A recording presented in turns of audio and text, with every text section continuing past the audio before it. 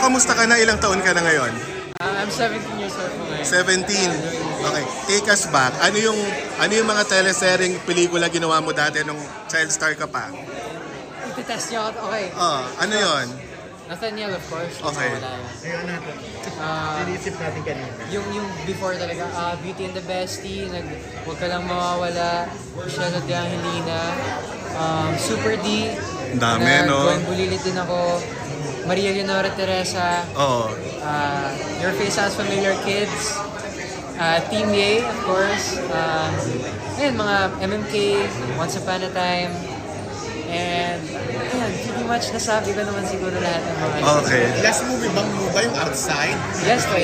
Last na Okay. Nagulat pa kami medyo ka daring dun Although wala ka naman pinakita pero... Yeah, well, it's part of the role naman po. It's part of acting. It's part of what I do. Pero dito, first time na nakatrabaho yung dalawa ba o yung isa lang? Si Miss Dimples, first time ko po siya maka-work.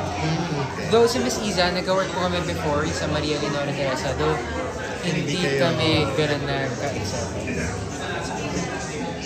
Marco, karamihan sa mga kabatch mong child stars, karamihan, di ba parang nasa awkward stage ngayon, nag-stop muna sila, nag-aaral. Ikaw, you're lucky dahil ang daming dumadating pa rin na trabaho. Yes po. I mean, I feel like I'm pretty blessed. So, sobrang grateful po ako sa lahat ng projects na nakukuha ko ngayon.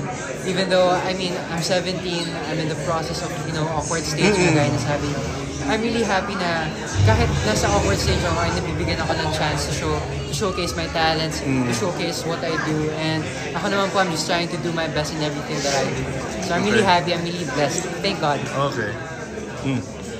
Okay na? Medyo nahihirapan ka ba kasi di ba yung transition kasi yung sa roles na babagay sa iyo?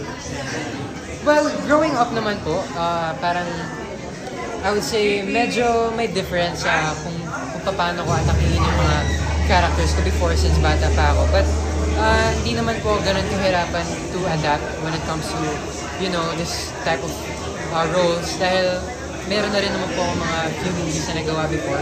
But as I would say, every role naman is different. So I had to add a little bit of spice in every role that I do para mas tangkilikin siya ng mga tao. Nagka-girlfriend ka na ba? Well, I haven't had any girlfriends po. Though, if we're gonna count yung mga MUs, of course, may mga crush naman, di naman may iwasan niya. But actual girlfriend na may label, wala po. Wala pa sa Sparkle. Wala po. Sino yung crush? Right now po, ang crush ko, well, siguro, celebrity crush, mga celebrity crush lang naman. So, eto kasi recently nagkakasama kami ni Ate Isabel Ortega sa AWS. Talaga? I mean, yeah. Mas gusto mo ba yung gano'n? Yung medyo may edad sa'yo ng konti? Konti lang, Isabel Ortega. Well, Medyo konti lang.